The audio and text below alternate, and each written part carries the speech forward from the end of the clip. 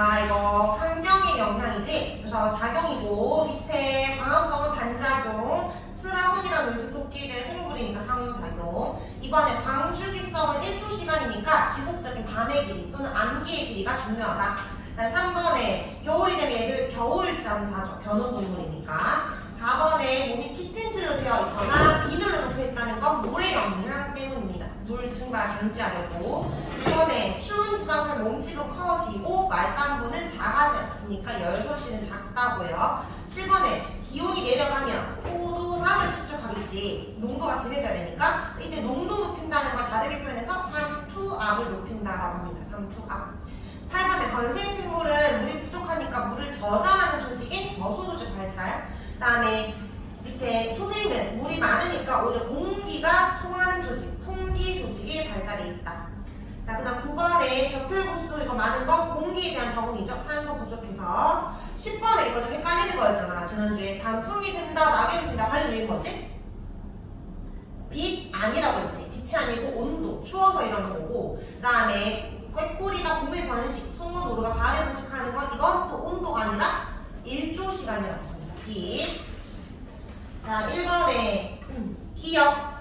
미생물이 죽은 생물이나 배설을 분해하는 거. 이거 분해자 역할이잖아. 분해자의 역할 대표적인 반작용 예시니까 동그라미 기억, 방향, 맞지? 그 다음 니은의 A는 식물이니까 양분 합성하는 거 맞는데 위에 죽은 사체를 이용한다. 이런 말은 틀린 표현이니까 니은 틀렸고 디귿의 B와 C는 양분의 수소 합성을 하지 못하지. 종속 영양 생물이잖아. 그래서 답은 4번입니다.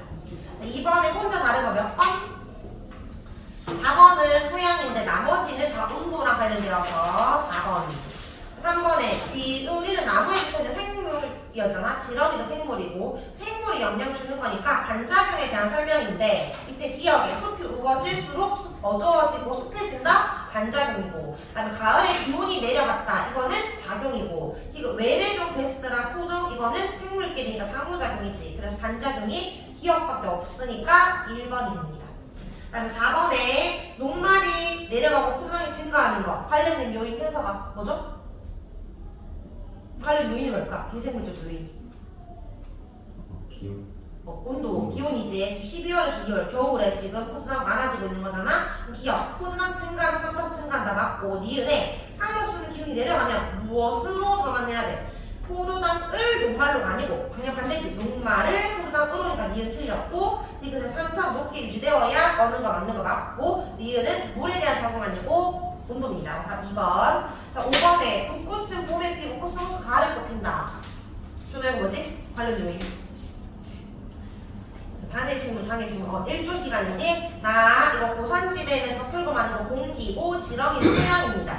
기억에 가는 빛은 맞지만 빛은 세기가 아니지 1조 시간이라서 틀렸고 니네 개구리가 겨울잠 자는 건 온도랑 관련된 건데 나는 공기니까 똑같지 않고 그래서 답은 디귿만 되기 때문에 2번입니다.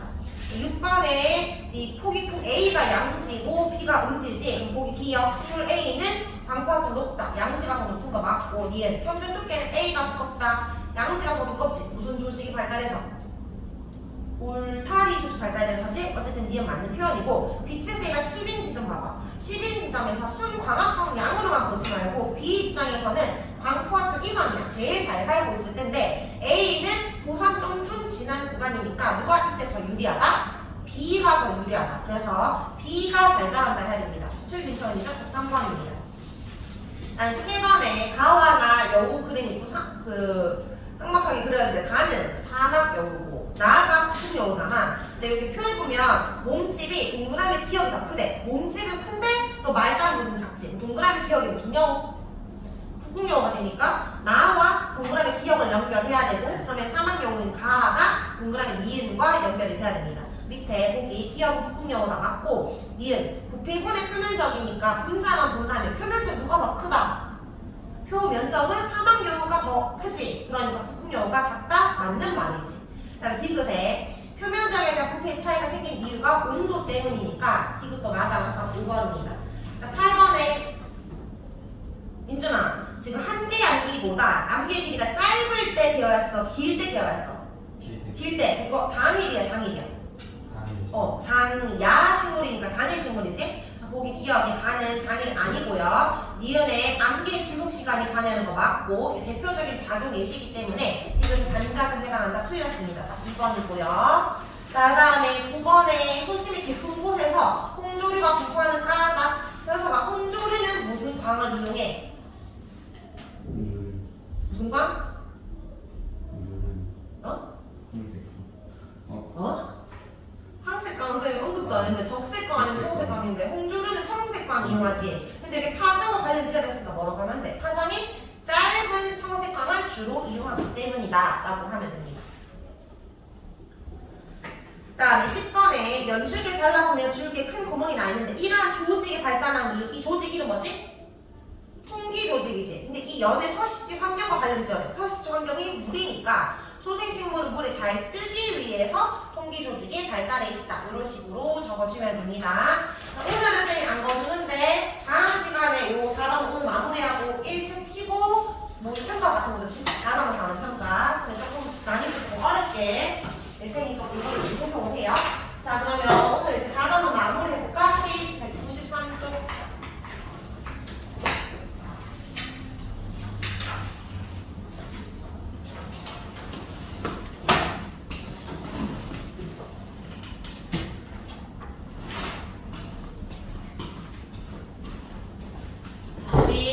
그 지난 단어는 생태계의 구성 요소였잖아. 생물적 요인이랑 비생물적 요인이랑 그 쌤책 아니고요.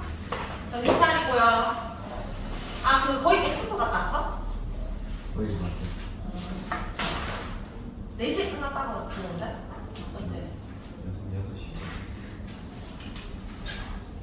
그래서 그 생태계의 구성 요소, 생물적 요인이랑 비생물적 요인 봤는데 서로 작용에 대한 예시를 주로 갖고 관련된 요인 찾는 거까지 한다면 요 단어는 생태계 평형이야. 그래서 생태계 평형이 잘 유지되려면 왜 무슨 다양성이 높아야 돼? 생물 다양성 중에서 유동생 중에 유전자? 종다양성 높아야지. 그러니까 종이 많아야 되잖아. 먹고 먹히는 관계인 어떤 먹이 사슬, 또 먹이 사슬이 복잡하게 연결된 먹이 그물, 그다음에 어떤 뭐 피라미드 뭐 이런 것들이 나옵니다. 이런 용어들을 좀 공부를 할게요. 일단 먹이 사슬은 뭐 들어본 적 있지? 먹고 먹히는 관계를 이렇게 사슬로 나타낸 것을 표현하는데 이게 화살표의 방향이 풀에서 메뚜기잖아. 먹히는 애, 얘가 먹는 애를 의미하는데 이때 그냥 먹는다는 의미로 보지 말고 먹을 때 뭐가 이동한다? 유기물이 이동한다.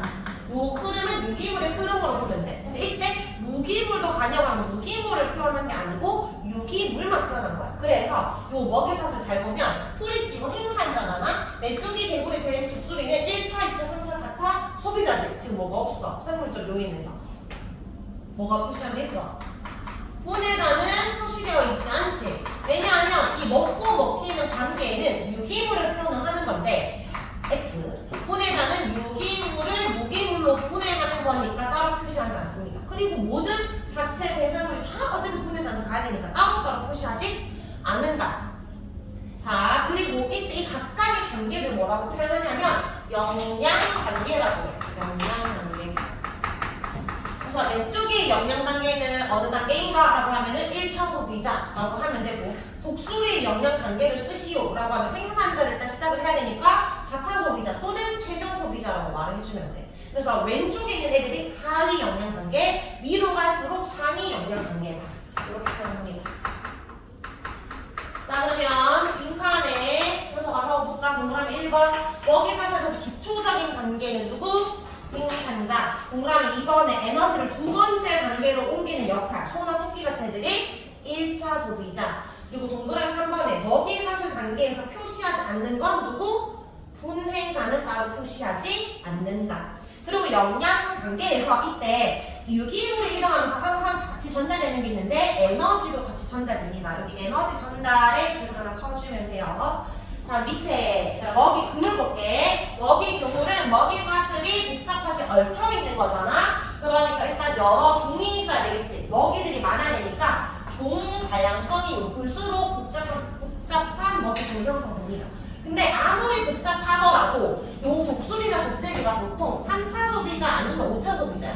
그러니까 6차, 7차, 8차 소비자 같은 건 없어. 왜 없을까? 얘들을 또 잡아먹어야 되니까 더 덩치가 커져야 되잖아. 점점 덩치가 커질 수 없기도 하지만 들어가야 될 단어는 에너지야. 얘들 에너지 관점 봐봐. 유기물이 이동할 때 에너지도 증가되는데 생산자와 광합성을 통해서 예를 들어 에너지 100 정도를 만들었어. 그러면 이 생산자가 이 가지고 있는 100을 다 주는 건 아닐 거 아니야. 낙엽 같은 거 떨어지겠지. 그런 데도 쓸 거고. 그러니까 얘가 살기 위해서 호흡한 에너지 쓸 거고. 그리고 남는 에너지가 1차로 가니까 100보다 안 줄어들겠지? 그럼 얘들도 살기 위해서 에너지 쓰고 남은 에너지를 가니까 즉 갈수록 에너지량이 증가해 감소해요. 감소하잖아. 그러니까 에너지량이 점차 줄어들기 때문에 계속 이어질 수 없습니다. 그래서 에너지라는 관점으로 너희가 말해야 돼. 에너지는 무한하지 않고 한정적이기 때문에 계속 그 단계를 이어갈 수는 없다. 자, 오른쪽에 우리 실험 하나 보고 갈까? 멸치로 알아보는 해양 생태계. 멸치가 뭐를 먹었는지 확인하고 싶어서 멸치의 위를 해부하는 거야. 그래서 마른 멸치를 지금 불리고 있는 거야.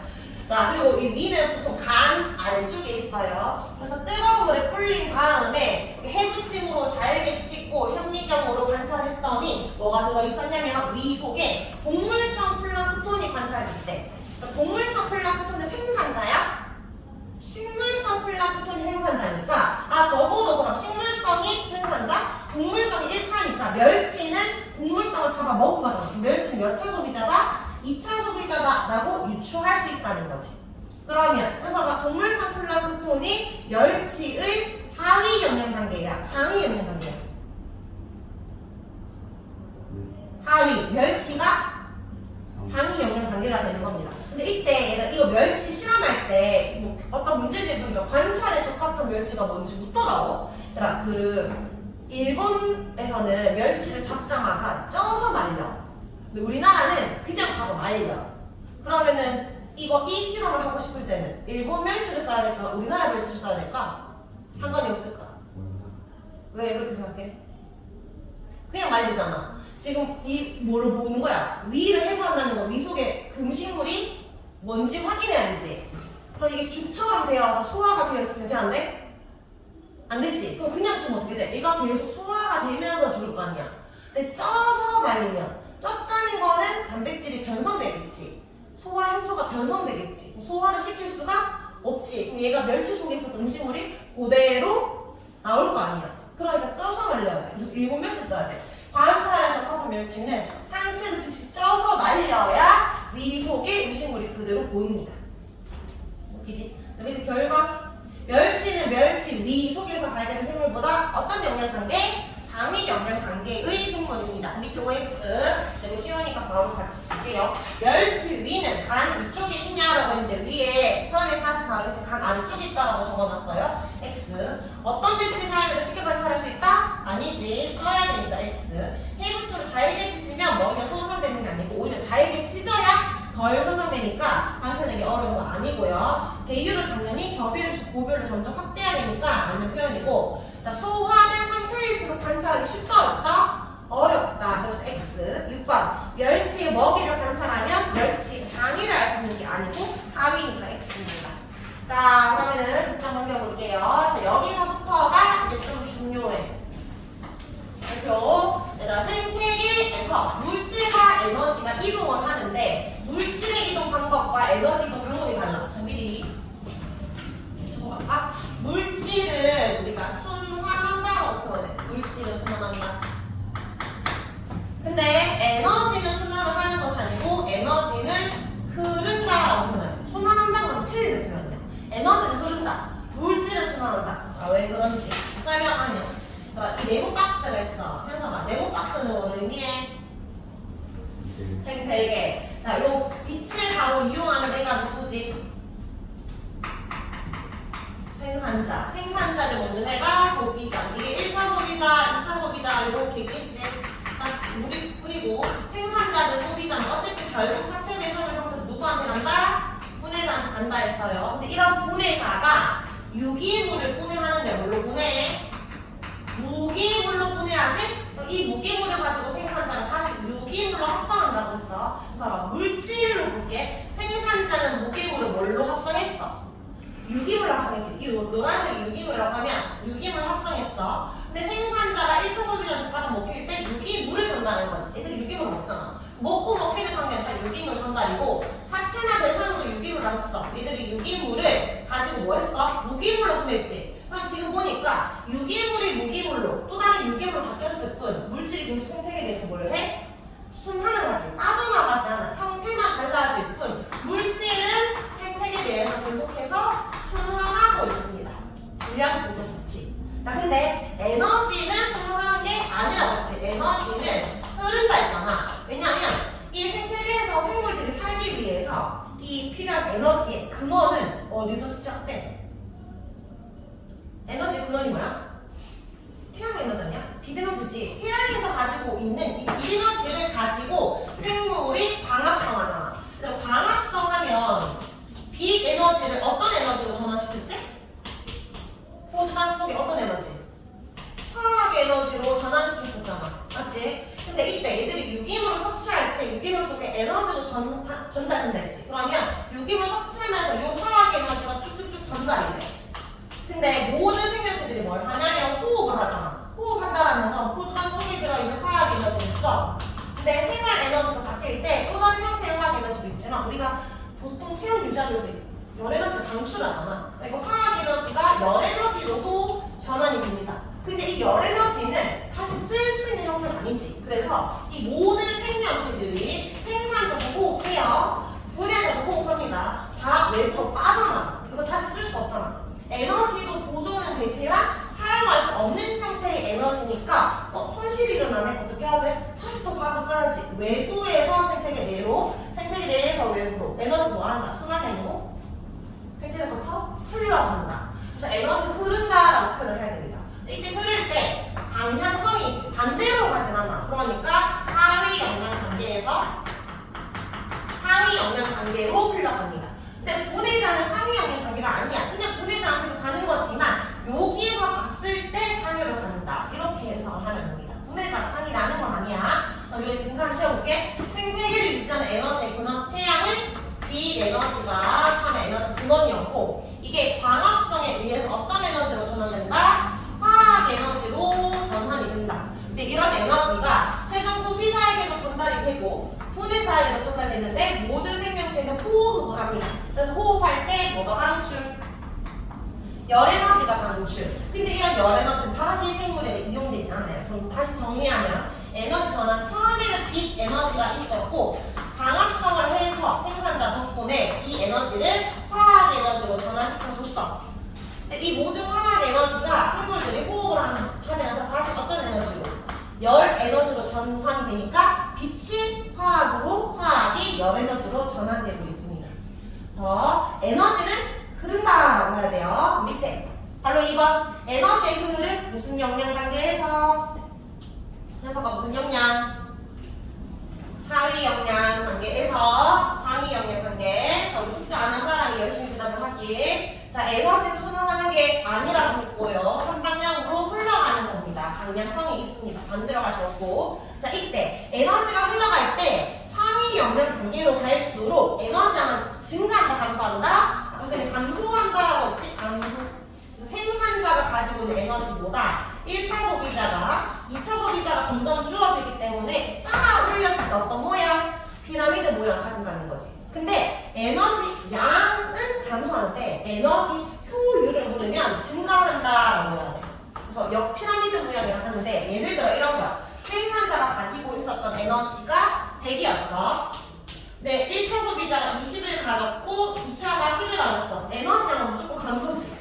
근데 효율을 봐봐. 1차 소비자는 생산자 100 중에 얼마 가지고 온 거야? 20만 갖고 왔지. 100 중에 몇 퍼센트 갖고 왔어?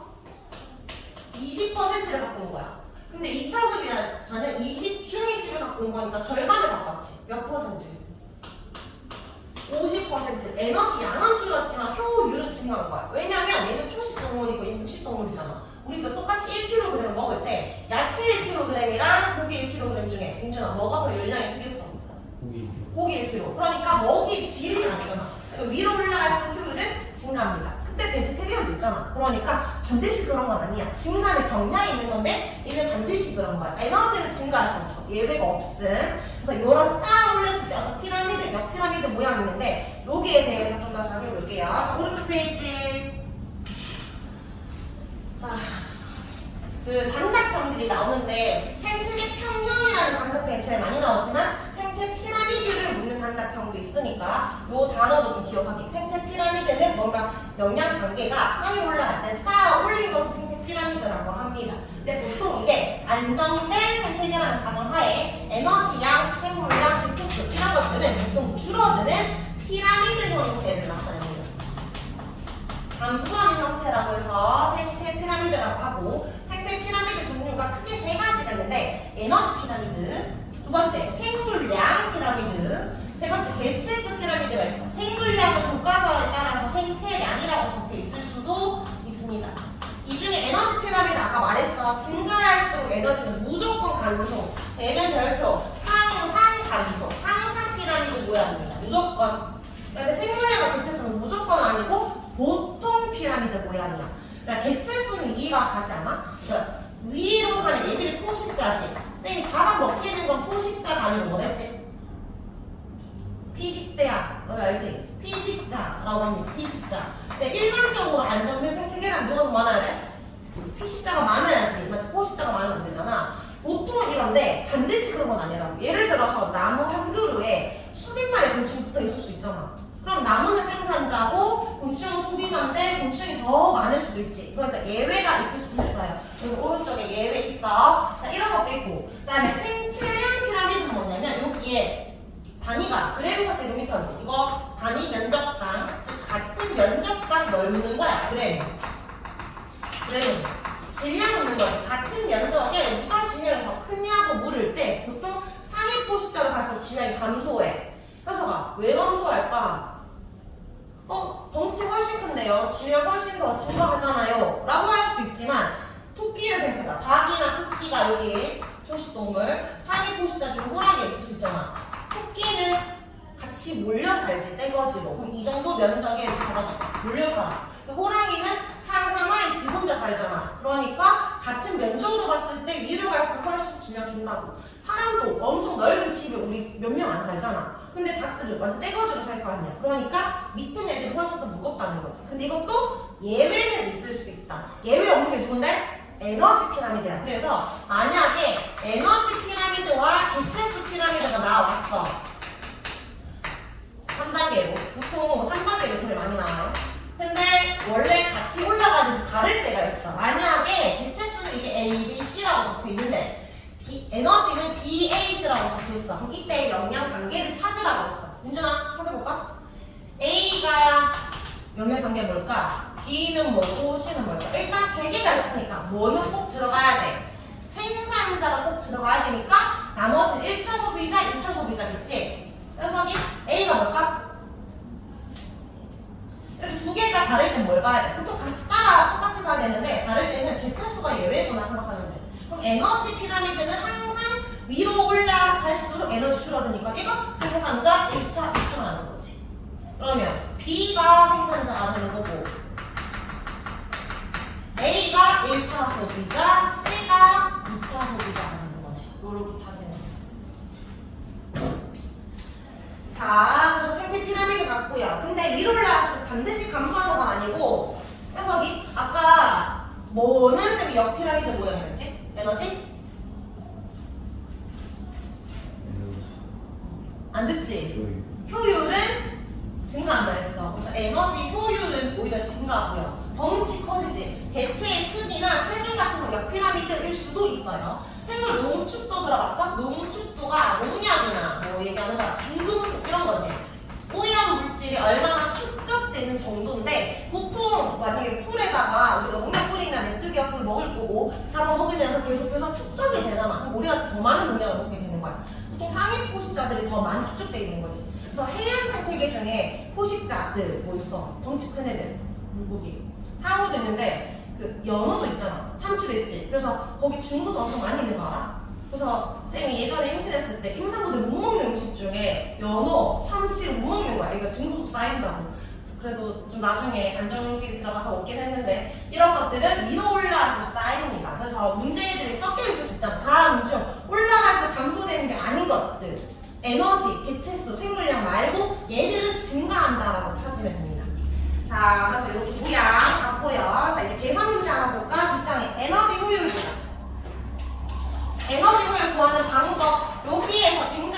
길게 적혀있는데 에너지를 구하는 방법 쉽지? 그래서 1차 소비자의 에너지를 구하랬어. 1차 소비자가 에너지 20 갖고 있어. 몇 퍼센트라고 해야 돼? 100 중에 20 갖고 온 거니까 전 영향관계 에너지분의 내가 가지고 있는 에너지를 보고 곱하기 100 하면 돼. 그럼 2차 에너지분은 뭘 보면 돼? 1차 에너지 중에서 내가 얼마만큼 가지고 왔는지를 묻는 거야. 그럼 여기 볼게요. 자, 여기 비에너지가 170만이 있었는데 생산자가 2810을 가지고 왔고 그 중에 1차 소비자가 3021, 505, 128 에너지를 감소하고 있지? 이때 1차 소비자 에너지 효율 구하세요 라고 했어. 그럼 뭐 보내? 전 영양 관계인 생산자 2810분의 3021 곱하기 얼마? 100 하면 되겠지. 그러면 14.5%가 되고 그럼 준호야 2차 소비자 어떻게 구해? 3021분의 505 곱하기 100 하면 회사가 몇 퍼센트 나오는데? 16.7% 나오지. 그렇게 보였더니 점점 퍼센트 증가는 보이지 에너지율은 점점 증가하는 경향이 있다. 자, 여기서 질문. 생산자의 에너지 효율도 구할 수 있을까? 없을까? 생산자는 전 영양 관계가 있어 없어? 없지만 구할 수 있지. 어떻게? 그 전 영양 관계 에너지 뭔데? 비에너지잖아. 얼마 보내? 생산자 에너지를 수식으로 적어. 계산하기 힘드니까. 얼마 보내? 170만 분의 얼마?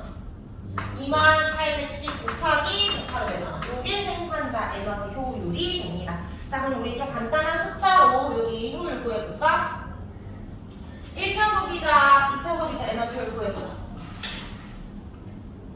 1차 소비자는 얼마 보내? 전 관계가 얼마인데? 1000분의 100이지. 곱하기 100이면 몇 퍼센트? 10%고 2차 소비자는 얼마 보내야? 100분의 20이니까 20%로 곱하면 됩니다.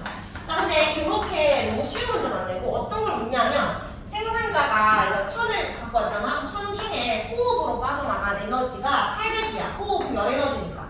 근데 그 중에 1차 소비자한테 먹힌 게 100의 에너지 줬어. 그리고 지동이라든지 사체로 배설 이거 누구한테 준 거? 분해자한테 준 거. 근데 분해자도 열 에너지 형태로 호흡으로 나가잖아. 요 세 개 합치면 반드시 얼마가 돼야 돼? 1000이 돼야 돼.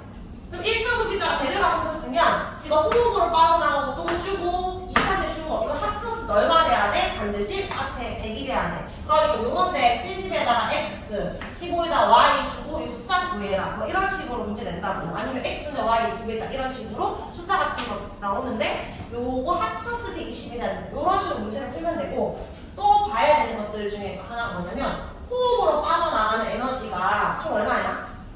세 개가 얼마? 885지. 그다음에 분해자가 열 에너지로 빠져나가는 에너지 총 얼마야? 115지. 이거 더해봐. 얼마? 1000 나오잖아. 외부에서 생산자가 1000 에너지 갖고 왔으면 외부로 빠져나가는 것도 1000이 돼야 돼. 들어온 거랑 나가는 거랑 에너지는 어때 된다? 같아야 합니다. 자, 요거 문제 한번 풀어볼까? OX.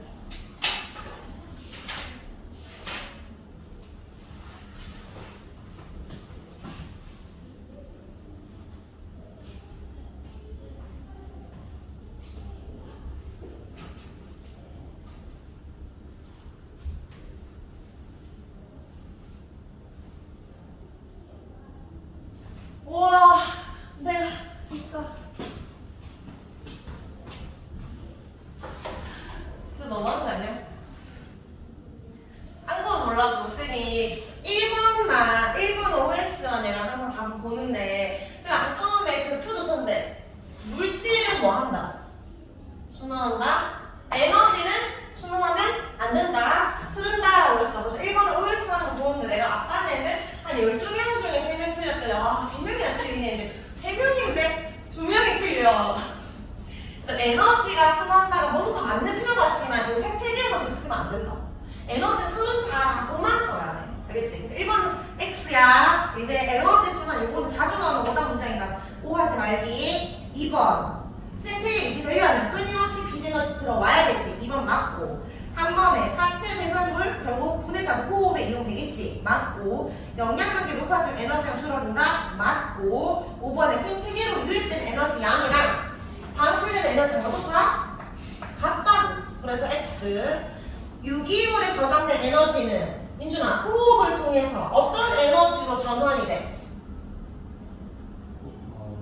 호흡하면 열 에너지, 빛 아니지. 그래서 X입니다. 자, 오른쪽에 1번 문제 풀어보자. 현석 A 누구야? 빛을 이용하고 있는 생물적 요인이니까 생산자. 생산자를 먹는 B가 소비자. 사체나 배설물을 이용하는 C가 분해자입니다. 이렇게 생성소분. 내가 생태계 나도 빛을 이용하는 D가 생산자, E가 소비자, 사체 배설물을 이용하는 G가 분해자지. 그럼 F는 뭐야? E를 또 먹고 있으니까 E가 1차 소비자고 F가 2차 소비자구나. 이렇게 해석을 하면 됩니다. 그럼 오른쪽에 표해볼까? A와 B는 각각 생태계에서 생산자를 담당하고 있는 애들. 자, 여기 A랑 B 중에 누가 종 다양성이 높아? A는 종의 수가 몇 개인데? 몇 개? 6개. D는? 디귿이란 종이 없잖아. 그러니까 종의 수 4개지. 그러면 누가 종 다양성 더 높아? 응? A. 그럼 기억 맞는 표현인가요? 이거 A가 높은 거 찾아놓고 기억 틀리더라. A보다 B가 크다 했으니까 틀렸지. 그 다음에 니은 나에서 DEF는 누군데? 생산자, 소비자 상위로 가고 있는 중이니까 당연히 에너지가 감소합니다. 자, 니은 맞고 모든 생물은 호흡으로 열에는 장출하니까 맞지? 니은 디귿이 됩니다. 자, 우리 2번에 문제 볼까? A, B, C, D 중에서 생산자 1차, 2차, 3차 소비자를 찾으래. 그럼 뭘로 찾아야 돼? 생물량으로 찾아도 되지만 예외가 없는 에너지량으로 찾으면 돼. 에너지량이 제일 많은 애가 누구겠어? 생산자겠지. 에너지량 적은 걸로 갈수록 1차, 2차 찾으면 되잖아. 그 다음 200이 1차, 30이 2차, 6이 3차 소비자가 됩니다. 자, 그러면 여기 동그라미 기억으로 에너지를 찾아볼까? 2차 소비자의 에너지 효율을 찾는 거니까 현수가 몇 분의 몇? 에너지 한번 가야 되니까 얼마? 1차가 가지고 있는 에너지 얼마? 200분의 2차가 가지고 있는 에너지 30. 200 중에 30 갖고 왔으니까 이거 몇 퍼센트야? 15%가 되죠. 그럼 기억은 5이다. 아니지, 15고요. 니은 A는 3차다. 맞고 위로 갈수록 생물량 증가한다. 생물량도 감산에 감량했습니다. 여기서 추가 질문. 여기에 에너지양 생산자밖에 없는데 비에너지양 알 수 있어 없어? 알 수 있어 없어? 어떻게 알아? 뭐가 알아? 생산자의 에너지 효율을 보면 알 수 있잖아? 생산자는 전 영양 단계가 빛 에너지였으니까 빛 에너지 중에서 지금 얼마 갖고 왔는데 2000을 가지고 왔고 그리고 곱하기 100 했을 때 몇 퍼센트? 1%인 거니까 얘가 20만 되겠지. 이런 식으로 빛 에너지도 구할 수 있어야 합니다. 자, 뒷장에 3번 문제 한번 풀어보자. 이거 엄청 자주 나오는 문제거든? 생태계 3개 비교할 수 있어야 돼. 초원, 삼림, 해양 생태계. 위에는 에너지 피라미드, 밑에는 생체량 피라미드입니다.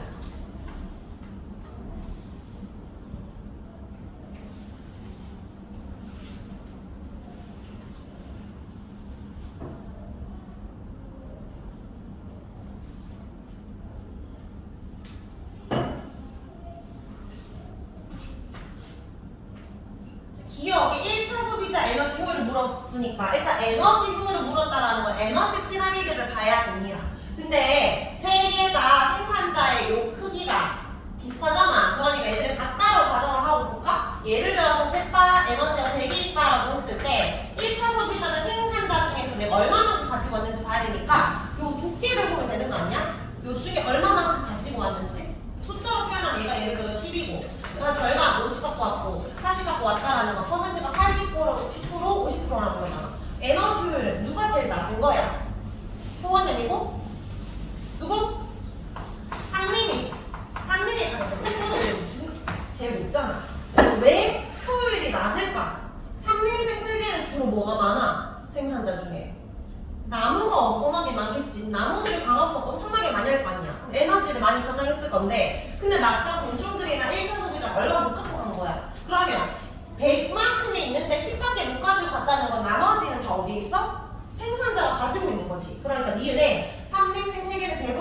어디 있다? 생산자에 수정되어 있다? 맞는 표현이지. 자, 디귿. 해양 생각해볼까? 1차 소비자가 이용할 수 있는 에너지량이 부족하다라고 물었는데 이런 문제가 왜 나왔어? 밑에 보니까 생체량 피라미드가 좀 특이하지. 1차 소비자의 생체량이 더 많잖아. 그래서 얘가 더 많으니까 부족하겠다라고 생각하라고 나온 문제지. 근데 에너지 피라미드를 봐야지. 에너지가 부족하냐고 했으니까 에너지는 전혀 부족하지 않아. 그래서 X. 이게 생체량을 보면 생산자가 해양 생태계의 생산자는 식물성 플랑크톤이지. 바다에 떠다니는 애들. 1차 소비자가 동물성 플랑크톤도 또 있고 뭐 멸치도 있고. 근데 이제 멸치가 보통 떼고 다니잖아. 식물 플랑크톤보다 훨씬 무겁기도 하고. 그러니까 오히려 양으로 봤을 때 질량이 멸치가 더 무겁기도 하고. 밑에 쌤이 보충 설명을 넣어놨는데 식물 플랑크톤의 체류 시간이 짧고 동물 플랑크톤이 많이 먹히니까 실제 어떤 질량은 1차가 증가하는 거지만 이런 거 예외가 있을 수도 있잖아. 그렇지만 에너지는 예외가 아니기 때문에 부족하지 않습니다. 답은 니은만 돼요. 자, 그럼 우리 피라미드까지 다 봤고 이제 생태계 평형하고 이제 마무리할 건데, 얘들아 평형은 문제가 무조건 나와. 서술형으로도 나오고 단답형으로도 나오니까 잘 이해해야 됩니다. 이런 건 어렵잖아요. 자, 생태계 평형 이제 개체수나 물질량, 에너지 이런 것들이 급격하게 안 변하고 뭔가 안정적으로 유지되는 상태를 말하는데 생태계 평형이 언제 깨질까? 생태계가 깨진다라는 건 산불이 났다, 산사태가 났다 이럴 때 깨질 수 있지. 비생물적 요인도 있어. 근데 먹이 사슬이 뭔가 달라지거나 어떤 외래종이 들어왔을 때도 깨질 수 있는 거잖아. 그래서 요 둘 다 중요해. 근데 먹이 사슬이 복잡하려면 아까 말했듯이 종 다양성을 높아야 됩니다. 이 두 개 중에서 뭐를 더 중점적으로 볼 거냐면 먹이 사슬을 중점적으로 볼 거야. 3번에 잘 붙여볼까? 생태계 평형 유지 원리. 요 시험에 100% 거의 100% 나옵니다. 자, 얘들 안정된 생태계라는 조건 하에서 안정된 생태계라면 생태계가 평형이 깨지더라도 시간이 지나면 회복을 해. 무엇을 통해서 회복해? 아까 쌤이 뭐를 중점적으로 보셨지? 먹이 사슬을 통해서 회복을 해. 먹이 사슬. 자, 예를 들어볼게. 생산자 1차, 2차 소비자가 있을 때 지금 1차 소비자가 일시적으로 증가했어. 파괴된 거지. 감소만 파괴가 아니고 증가가 파괴잖아. 이렇게 되었을 때 어떻게 회복해? 너희한테 3단계로 서술하시려고 하거든. 일단 이해부터 하면 1차가 증가한다라는 건 2차 입장에서 먹이가 많아지는 거야. 2차는 오히려 증가하겠지? 근데 생산자는 나를 먹는 애들이 많아진 거니까 얘는 감소해. 근데 이렇게 끝! 이게 아니고 2차가 증가한다는 건 결국 1차도 다시 감소할 수밖에 없어. 나를 먹는 애들이 많아지면 다시 1차가 감소하고, 그러면 먹이가 부족하니까 다시 2차는 감소하게 되고 생산자 입장에서는 나를 덜 먹으니까 다시 증가하겠지. 이렇게 회복이 되는데 이 순서를 요 2번, 3번, 4번 섞어. 그리고 너 이거 순서대로 연결하시면 이렇게 하거든. 일단 볼 때 무조건 1차가 바뀌면 위아래가 바뀌고 또 중간에가 바뀌면 위아래 바뀌는 순으로 가야 돼.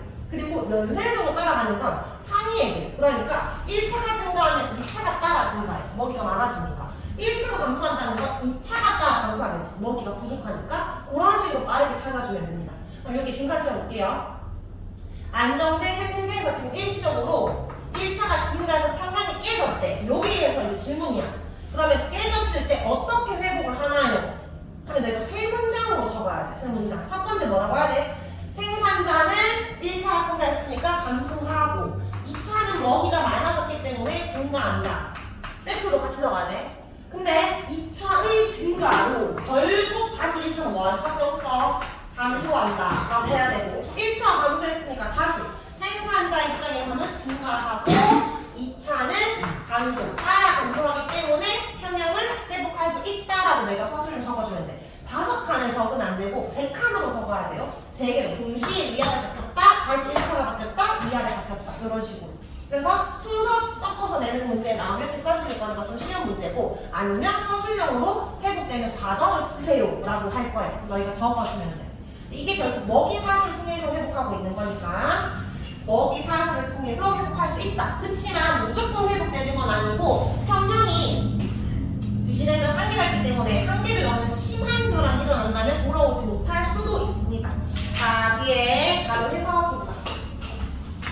자, 여기 하이바브라는 미국의 보원에 사슴수가 너무 부족해서 사슴을 보호하려고 사람들이 늑대를 사냥하도록 허가를 시켰대. 그랬을 때 이 변화거든?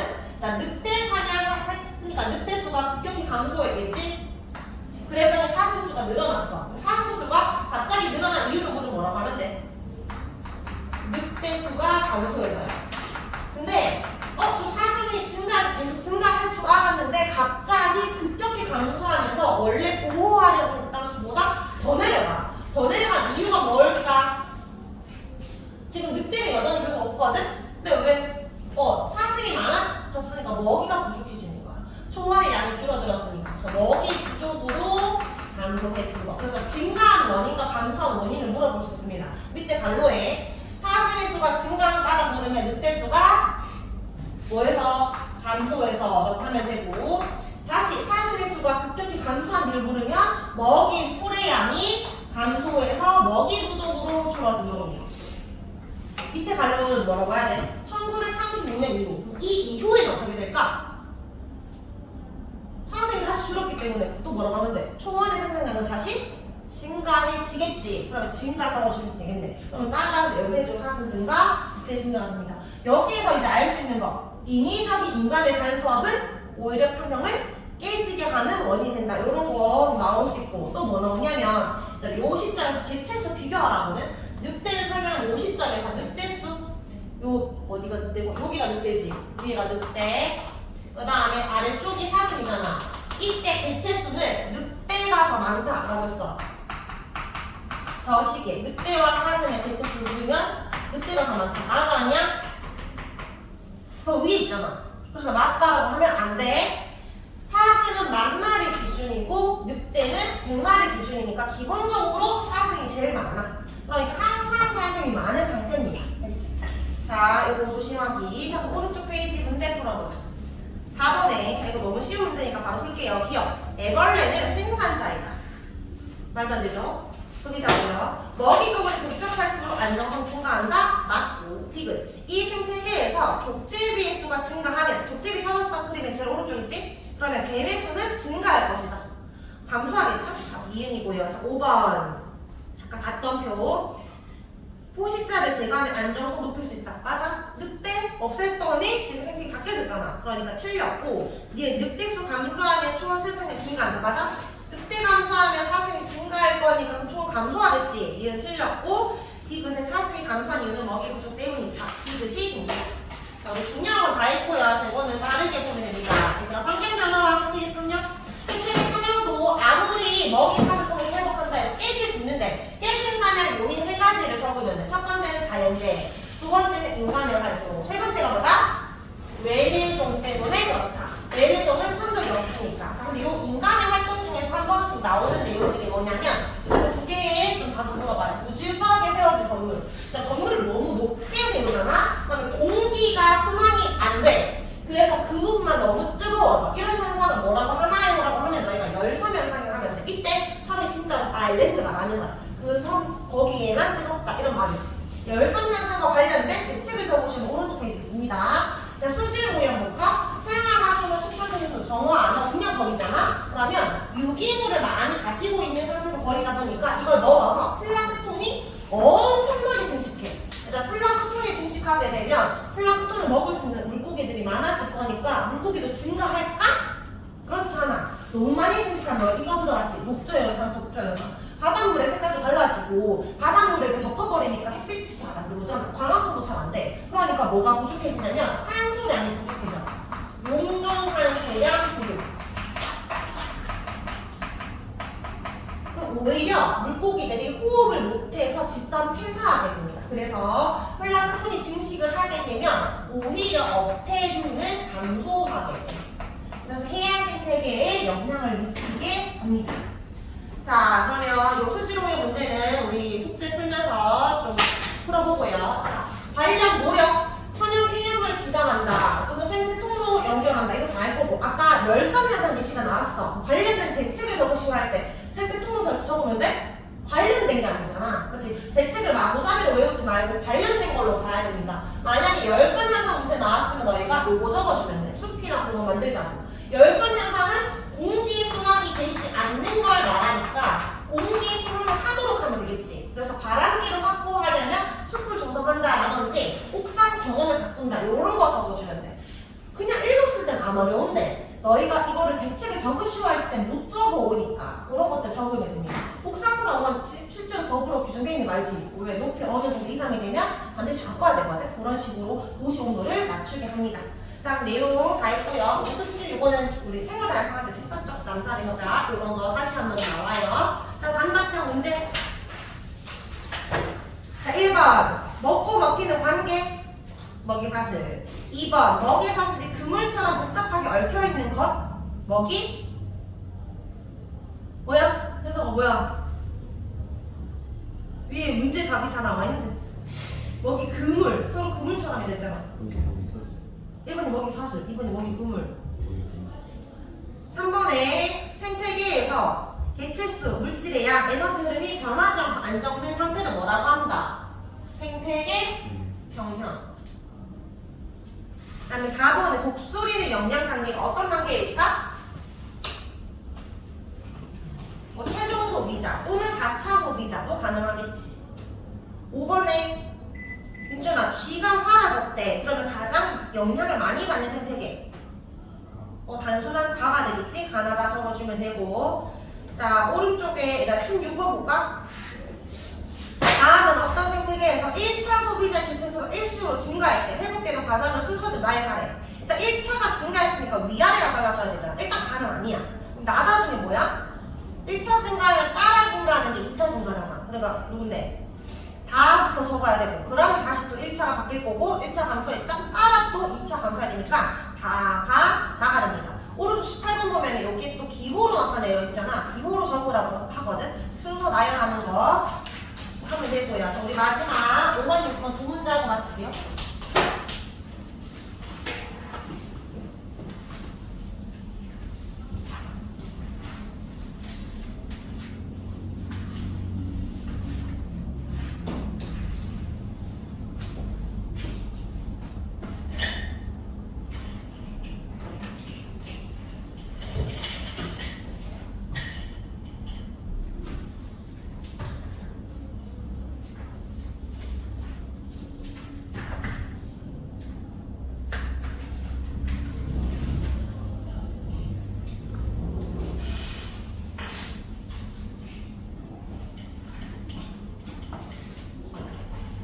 그럼 5번에는 생산자가 A도 있고 E도 있고 두 개 있지. 그럼 기억 D는 2차 소비자다. E에서 CD도 가고 FD도 가니까 2차 소비자 되고, E가 사라지면 모든 생물도 사라질까? 왜? 누가 있으니까? A가 있으니까 안 사라져. 그 다음에 D, 가장 높은 영양 단계는 I, 최종 소비자 맞지? 먹기만 하니까 3번이고, 6번은 5번이랑 다른 점이 생산자가 누구밖에 없어? 6번은 지금 E밖에 없는 상황이지. 맞지? 그러면 기억 A는 1차 소비자가 맞고, 이번에는 E가 사라지면 모든 좀 결정한다? 이제 맞지. 생산자 하나밖에 없으니까. 그 다음에 디귿 B와 G는 동일한 소비자잖아. 그러니까 동일한 생물질 도입 맞는 표현이죠. 5번이 됩니다. 5번과 6번 차이 이해하지? 생산자 수 한 개냐 두 개냐에 따라 답이 달랐습니다. 자, 그럼 숙제는 228쪽까지 요 책 마무리하면 되고, 아까 말했듯이 다음 주 1등 붙이지만 모의 평가로 칠 거야. 그럼 공부를 해서 오세요.